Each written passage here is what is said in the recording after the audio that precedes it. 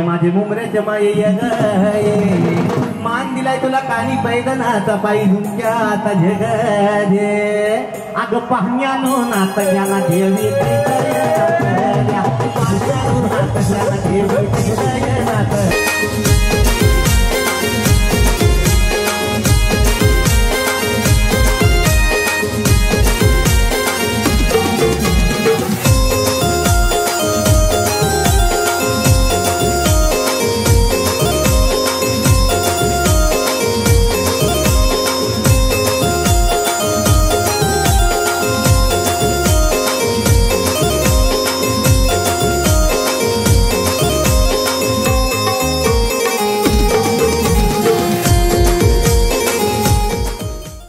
संपूर्ण राज्यभरात ज्याप्रमाणे महाशिवरात्रीनंतर गावोगावी ग्रामदेवतेच्या जत्रांचा उत्सव सुरू होतो, त्याप्रमाणे चैत्र मासात आई एकविरा देवीच्या जत्रेनंतर ठाणे बेलापूर पट्टीतील असलेल्या विविध गावांमध्ये स्थानिक ग्रामदेवतेच्या जत्रा सुरू होतात। त्याच परंपरेनुसार प्रतिवर्षीप्रमाणे यावर्षी देखील वाशी गावात गावदेवीच्या चैत्रोत्सवाचं आयोजन करण्यात आलं होतं। वाशी गाव ग्रामस्थांच्या वतीने आयोजित करण्यात आलेल्या या उत्सवादरम्यान गावदेवी शीतलादेवी आणि मरियाई मातेच्या पालखीचं आयोजन करण्यात आलं होतं, ज्याची सुरुवात वाशी येथील जागृतेश्वर मंदिर इथून झाली। या पालखी सोहळ्यात गावातील शेकडो ग्रामस्थांनी सहभाग घेत गावदेवीचा जयघोष केला।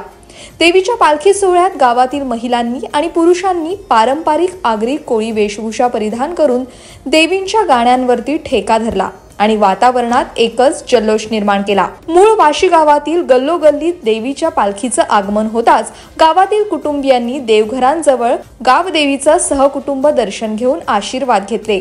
गावात ग्रामस्थांनी मोठ्या भक्तिभावानं पालखीचं स्वागत करताना अनेक ठिकाणी पुष्पवृष्टी, काही ठिकाणी श्रद्धाळू ग्रामस्थ परिवारांकडून अल्पोपहार, थंड पेय आदी वस्तूंचं वाटप पालखी सोहळ्यातील सहभागी ग्रामस्थांना केलं। वाशी गावातील मुख्य भाग असलेल्या स्वर्गीय प्रेमनाथ पाटील चौकात महापालिकेचे माजी विरोधी पक्षनेते दशरथ भगत आणि स्थानिक माजी नगरसेविका फशीबाई भगत यांच्या कार्यालयासमोर देवीच्या पालखीच्या स्वागतासाठी प्रसिद्ध गायक सुजित पाटील, अक्षय पाटील, किरण भोईर, नितीन भगत यांच्या गायकीतून खास बायांची गाणी, कोळी गीतं आणि महाराष्ट्रीयन लोकगीतं यांची पेशकश असलेल्या रंगारंग ऑर्केस्ट्राचं आयोजन करण्यात आलं होतं, ज्यामध्ये हजारोंच्या संख्येने ग्रामस्थ आणि नागरिकांनी सहभागी होऊन जल्लोषात पालखी नाचवली। भरीसभर म्हणजे वाशीगाव चौकात याच ठिकाणी युवा नेते निशांत भगत आणि समाजसेवक संदीप भगत यांच्या संकल्पनेनं इच्छापूर्ती स्पोर्ट्स क्लब कडून पालखी सोहळ्यावर लाईट्स, लेझर आणि फायर शोचं आयोजन केल्यामुळे पालखीत सहभागी झालेल्या सर्वांच्या उत्साहाला आणखीनच उधाण आलं होतं।